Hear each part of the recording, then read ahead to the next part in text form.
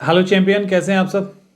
BPSC 70 mains exam काफ़ी नज़दीक है और आंसर राइटिंग एक बहुत बड़ा इशू है जिसको आपको समझना होगा और काफ़ी गंभीरता से, क्योंकि मैं लगातार अभी आंसर राइटिंग ही चेक कर रहा हूँ।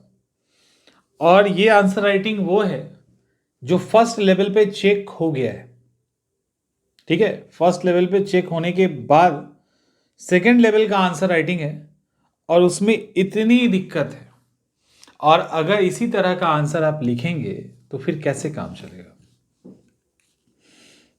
हैंडराइटिंग इशू तो जो है सो है, फॉर्मेटिंग का बहुत बड़ी समस्या है। इसके अलावा क्वेश्चन के नेचर के अकॉर्डिंग आंसर नहीं आना, ये उससे भी बड़ी समस्या है। With in A time period या उस पर्टिकुलर वर्ड लिमिट में आंसर नहीं लिख पाना।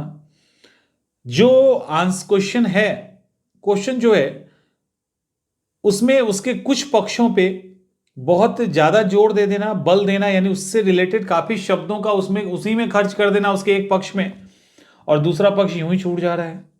तो ऐसी कई सारी चीजें हैं जिसके कारण समस्याएं हो रही है। ठीक है, आंसर राइटिंग को लेकर। तो आंसर राइटिंग यदि आपने ठीक से नहीं किया, नहीं कि देखो, आंसर राइटिंग पे हमने कई सारे वीडियोस ऑलरेडी अपलोड किया है मैंने, और उसमें पेन कैसे कौन सा यूज़ करना है, टेल वर्ड्स पे कैसे आपको काम करना है, पैराग्राफ, बुलेट पॉइंट, इन सारी चीज़ों को बड़ी डिटेल में आपको समझाया है। लेकिन इसके बावजूद आंसर राइटिंग में गड़बड़ी हो रही है। और सबसे बड़ी समस्या मालूम है एक और चीज़ क्या है? सबसे बड़ी समस्या कि जितने भी स्टूडेंट हैं जिन्होंने एडमिशन लिया है, उसमें एक बड़ी संख्या ऐसे छात्रों की है जो सिर्फ मॉडल आंसर चाह रहे हैं। सिर्फ मॉडल आंसर चाह रहे हैं। अगर आप भी उनमें से हो तो मॉडल आंसर तो ठीक है, वो तो उसमें दिया हुआ है और मॉडल आंसर तो पूरे मार्केट में ही है। आपको एक बात समझना पड़ेगा कि मार्केट में जो आंसर राइटिंग की किताबें हैं, मार्केट क्वेश्चन आंसर फॉर्म में बहुत सारे नोट्स हैं, वो सब मॉडल आंसर ही तो है एक तरह से। लेकिन क्या वो आपके आंसर राइटिंग के प्रॉब्लम को सॉल्व कर रहा है? इसका जवाब है नहीं। मार्केट में अभी शायद ही कोई ऐसी किताब है जो रियली में आंसर राइटिंग के प्रॉब्लम को सही तरीके से सॉल्व कर पाए। और वो भी ऐसा नहीं है कि किताबें अच्छी नहीं है मार्केट में। आंसर राइटिंग आपको सीखना ही पड़ता है। आप किसी क्वेश्चन के आंसर को देखकर वहां आंसर नहीं कर पाएंगे, आपको इस समझना पड़ेगा।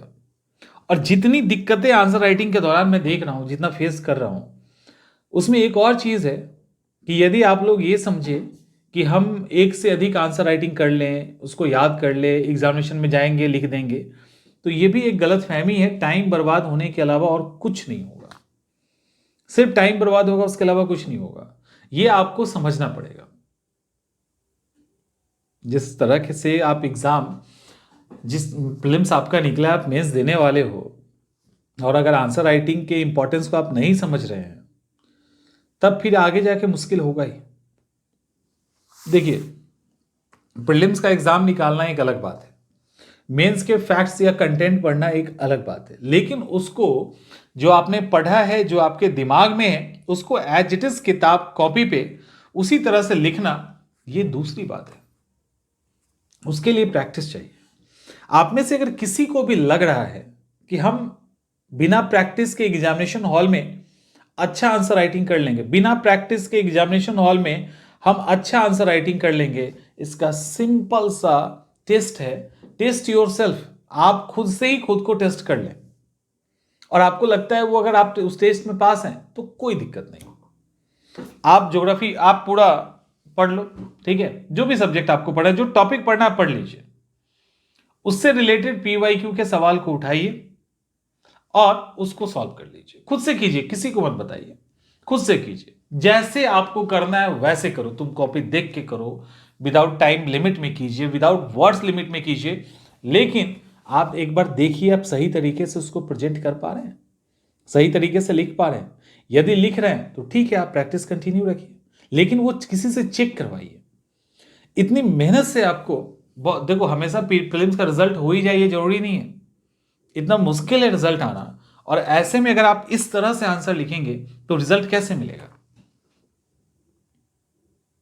आंसर राइटिंग में बदलाव लाइए, अच्छा आंसर लिखिए, क्वेश्चन के अकॉर्डिंग लिखिए, शब्द सीमा के अंदर लिखिए, और उसके अलावा फ्लो चार्ट से लेके जो आपके आंसर की खूबसूरती बढ़ाए, आपके आंसर के वेटेज को बढ़ाए, ऐसी जो भी चीजें हैं उसको उसके अंदर पुट कीजिए। आंसर राइटिंग पे चूंकि हमने बहुत मैंने इनफ हमने बात कर लिया है, अब बात आंसर राइटिंग पे करने से नहीं होगा, आपके आंसर राइटिंग करने से बात बनेगी। ठीक है, समझ में आ रहा है? तो आंसर राइटिंग करो, अच्छे से करो, उसमें कोई कंजूसी मत करना। आई थिंक आप समझ गए होंगे। मिलते हैं हम लोग नेक्स्ट सेशन में।